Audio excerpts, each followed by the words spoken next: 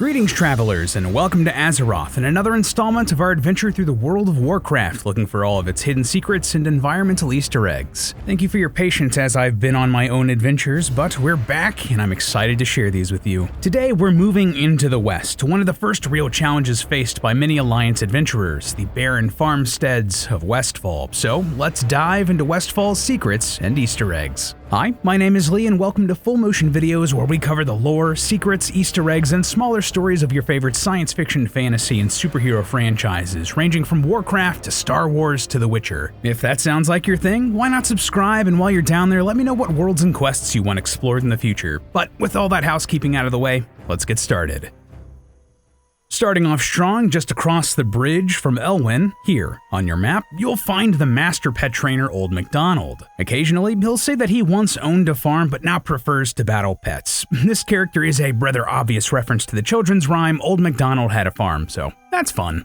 Just a little bit further along the path, here on your map, you'll find the scene of a gruesome murder. Farmer Furlbrow, his wife Verna, and their horse Old Blanchy have all been killed, and several investigators from Stormwind pick over the scene, attempting to find clues to solve the murder. Occasionally, some human transients will happen upon the scene and say to themselves that they should leave before the murders are pinned on them. The Furlbrows and Old Blanchy were iconic parts of the early human storyline in Classic and Vanilla, offering players their first quests in Westfall and authoring the recipe for the Westfall stew, so killing them off was a bold choice. Blanchy even went on to appear in the Shadowlands expansion due to her popularity. The murder investigation is being led by Lieutenant Horatio Lane, a clear reference to the CSI Miami character Horatio Kane. Due to the character's tendency to make puns based off of the murders they investigated, Kane became the subject of a popular meme in the late 2000s and early 2010s. This characteristic carried over to Azeroth's Lane, as he will make a rather tasteless pun about the dead Furlbrows and putting a cart before a horse. He even puts on sunglasses before delivering the punchline. Just wow. The connection between the two characters is further cemented by the art of Lane used in the old World of Warcraft TCG, where his features are borrowed from Horatio Kane's actor, David Caruso.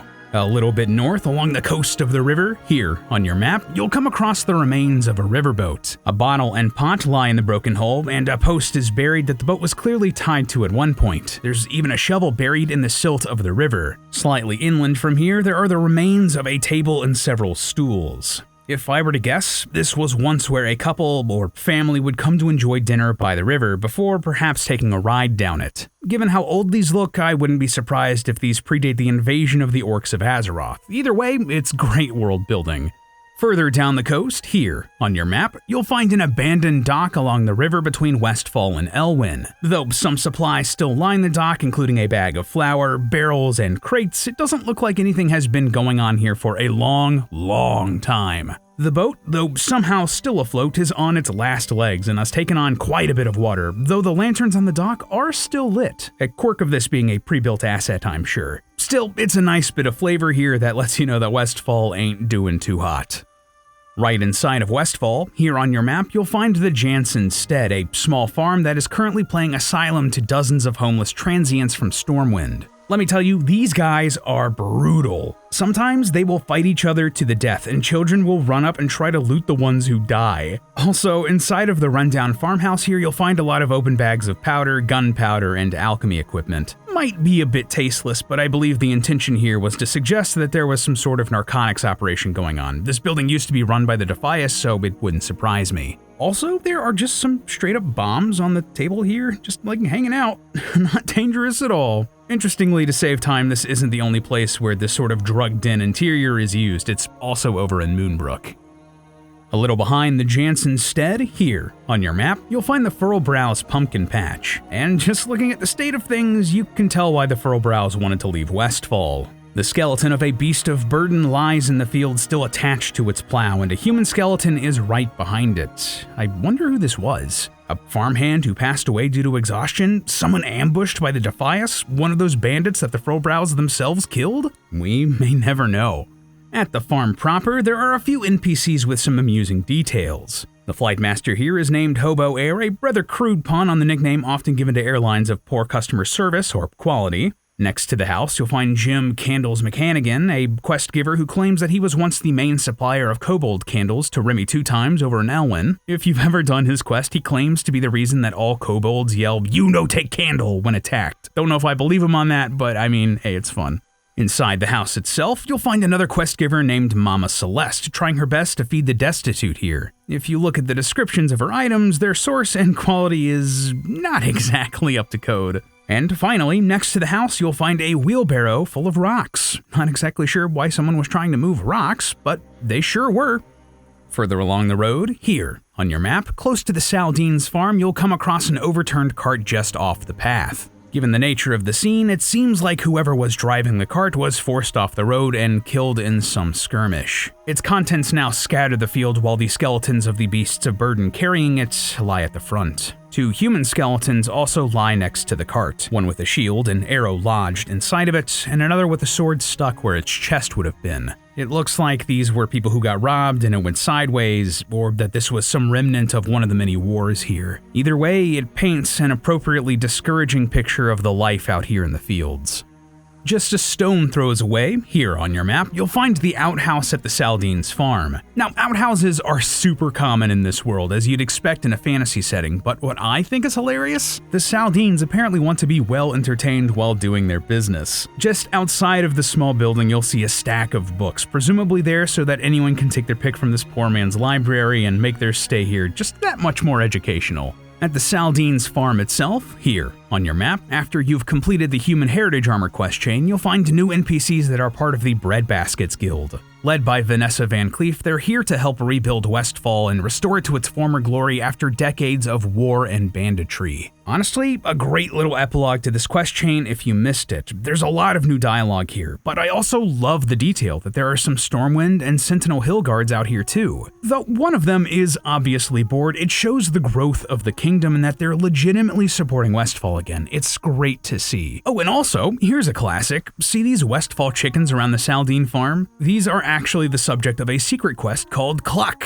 that dates all the way back to Classic and Vanilla. If you use the /chicken emote while targeting one of these chickens 100 times, it will start a quest that allows you to go buy some grain and feed it to the chicken. It will then lay an egg that will let you get the Westfall chicken battle pet. For a long time, this was an Alliance-only vanity pet that was basically useless, just here for fun, but I have a lot of nostalgia for this thing. It truly just brings back memories. Did anyone else type out /chicken 100 times instead of making an emote for it because they were a young, stupid kid?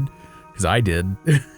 In the hills behind the Molson farmstead, here on your map, you'll find what looks to be the remains of some sort of caravan. At least 4 human skeletons lay partially buried within the dirt, with 2 cow skeletons just a short distance away. Several of the skeletons have shields and weaponry around their bodies. Given the proximity to what is now Gnoll camps and was previously Defias camps, I believe I can figure out what happened here. Seems to me like a group of farmers, perhaps with some mercenaries or perhaps armed themselves, tried to take a shortcut through Sentinel Hill through the fields and were confronted and killed. A sad bit of environmental storytelling, but you gotta love that it's here. Further along the path, cutting through the western half of Westfall, here on your map, you'll find a small graveyard just off the road. It's fenced in with only 2 graves. This is most likely some sort of old family plot owned by one of the nearby farmers. This sort of thing was common in the real world in these sorts of very rural areas. I know a few close to where I live in the American South, for example. Sadly, it looks like someone was poking around where they shouldn't be. One of the coffins here has been half dug up and opened, probably to rob it. Disgraceful. This area is also the location of the rare ghoul mob Leprithus, who will spawn every day at 8 p.m. server time. I was sadly unable to capture footage of him, so here's an image instead. Leprithus isn't the name of any lore character that I could find, but I hope that it's not the name that he had in life anyway, and that it's something he earned in Undeath. Like, seems a bit cruel for someone to name their kid after leprosy.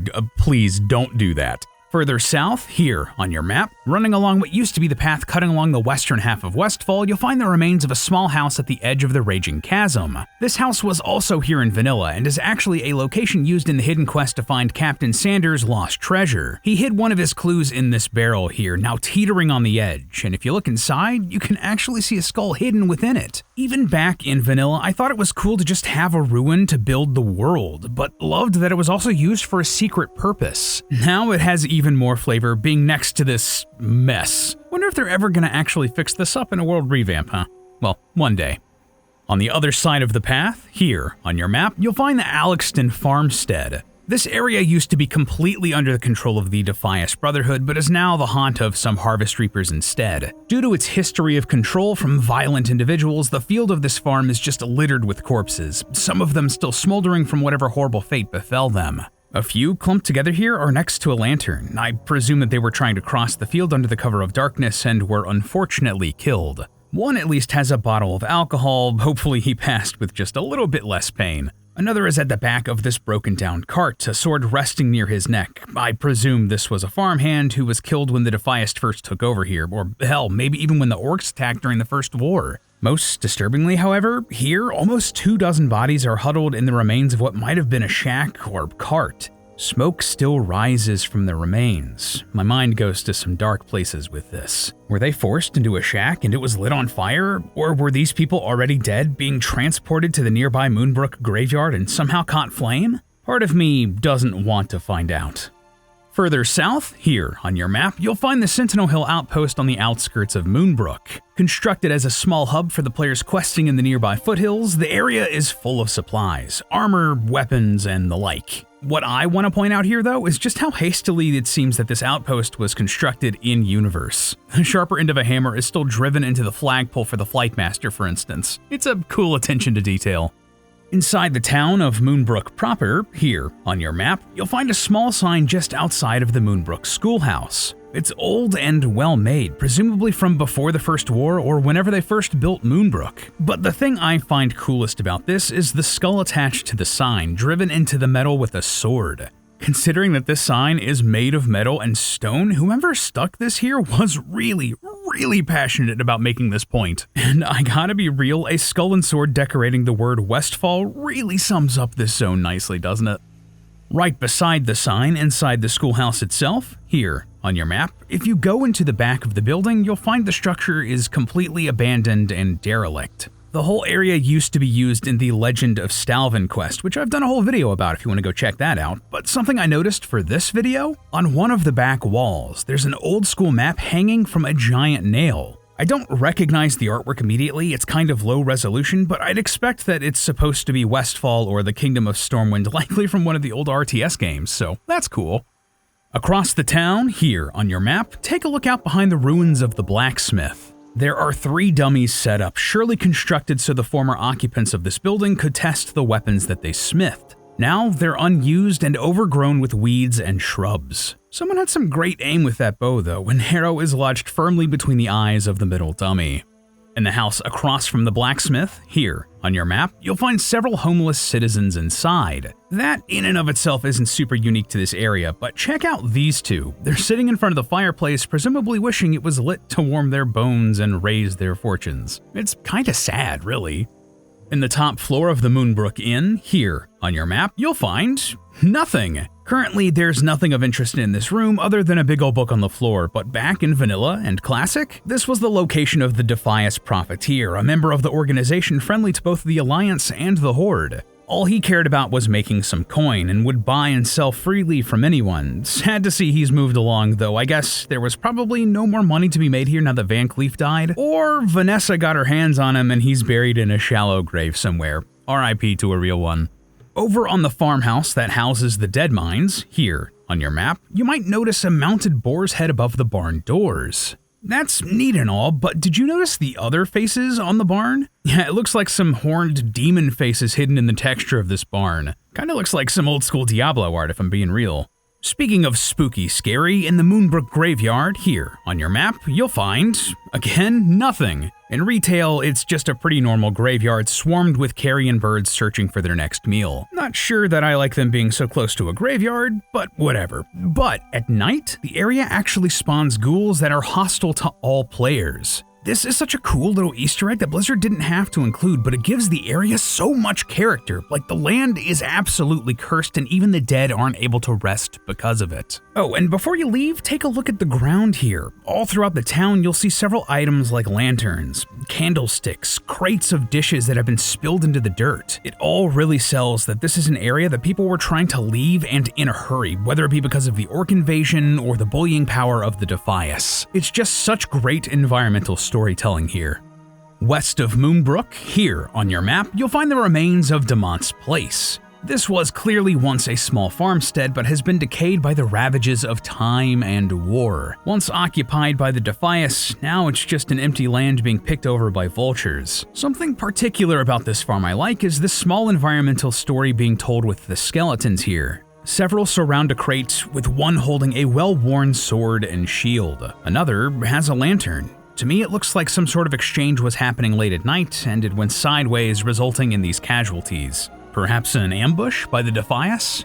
A short distance away, here on your map, you'll find a small camp at the base of the Dagger Hills. This area was once an outpost of Defias soldiers during Classic and Vanilla, and they sure took to making it comfortable. A couple cushions lay on the ground beside one tent, a sword and shield ready to be taken up at a moment's notice, and a tankard sits beside the still-lit fireplace. Not sure how that's still going. Was someone here recently? All in all, I'm surprised this area wasn't immediately taken over by homeless Stormwind citizens, considering, the relative luxury here. Similarly, to the south, here on your map, you'll find another abandoned camp, this one with a cart full of grain. Not much else to say here other than to just point it out, but again, surprised that someone isn't squatting here. Oh well. Between these two camps, here on your map, you'll find a small abandoned graveyard. It seems that several warriors were buried here, perhaps veterans of the wars from the first Warcraft games. A shield is leaned up against one grave, while the sword is thrust into the earth next to a shield riddled with arrows above another. But most interestingly, someone was recently buried here, or unearthed. One of the graves has a pile of fresh dirt with a shovel, lantern, and wheelbarrow next to it. The exit of the Deadmines is nearby, so part of me wonders, is this the grave of Edwin Van Cleef? Total speculation on my part, but it could be a fun retcon. In the Dagger Hills themselves, here on your map, you'll find a lonely dwarven man named Grimboo's Thunderbrew standing at a tent with a campfire surrounded by crates, pumpkins, and of course, any number of bottles of alcohol. Thunderbrew used to be the subject of a quest in Classic and Vanilla that saw players go far and wide to bring him materials to make some of his famous Thunderbrew lager. I remember him being especially infamous because of just how far out of the way and in dangerous territory he was. I mean, he's just chilling up here where the Defias used to roam, but now he's more of a curiosity than anything else. Interestingly, Grimbooz is the brother of Ragnar Thunderbrew, another quest giver who owns the Thunderbrew distillery in Dunmoreau, so that's neat. Also, Grimbooz's name might be a nod to one of the random names given to the Mountain King mobs from Warcraft 3, Grim Thunderbrew, so that's cool. Nearby, behind Grimbooz's tent, here on your map, you'll find a harvest golem and a little red spoiler bot hanging out next to some barrels and a large keg. There's a small map in front of the harvest golem on one of the barrels, implying that they're trying to find their way through Westfall. So just to be straight up with you here, this was added between when I wrote this script and when I was getting some last-minute footage for this video, so roughly like a 1-year period, and I have no idea when or why this was added. Neither bot here is targetable, and I couldn't find anything in my research to really tell me what they were. I did discover this in October of 2024 when Brewfest was going on, and the month that there was a Harvest Golem transmog on the trading post, and when WoW content creators Taliesin and Evitel were running a campaign for a plush red spoiler bot. So all of that did cross my mind, but I'm just not sure if any of that connects. Surely all of that is a coincidence, right? If you have any idea what these are and why they're here, please let me know in the comments below, because otherwise this is just going to remain an enduring mystery for me. Just beyond the exit of the Deadmines, here on your map, you'll find a small pathway cutting across the mountains, leading to a small orchard hidden amongst the hills. A woman named Daphne Stillwell lives and works here, tending to the apple trees day after day. She apparently has a dog somewhere, given the doghouse that we see next to the entrance of her home, though one is nowhere to be seen. That's really sad. I love a good doggo, and it did cross my mind that maybe she was forced to eat it, considering how many of the Defias were harassing her and not letting her hunt. Also crossed my mind that Daphne here might be a nod to Daphne Blake from Scooby-Doo, given her ownership of a dog and similar hair color, but that might be a bit of a stretch. Both Daphne and her husband Jordan were parts of different quest chains for Alliance Paladins during Classic and Vanilla, though Jordan has had to leave Daphne temporarily to go work in Ironforge. Daphne's farm here would occasionally be attacked by Defias bandits, and Alliance Paladins were sent to defend the farm. Their reward would be a nice shield, the Sense Undead ability, and access to Jordan's quest chain, which would allow them to get a pretty powerful hammer. It's an amazing little story that I'm sure a lot of players missed because of just how far out of the way and locked behind of a class quest it was. Regardless, it's fun that this still exists in retail, and I hope they do something else with it someday.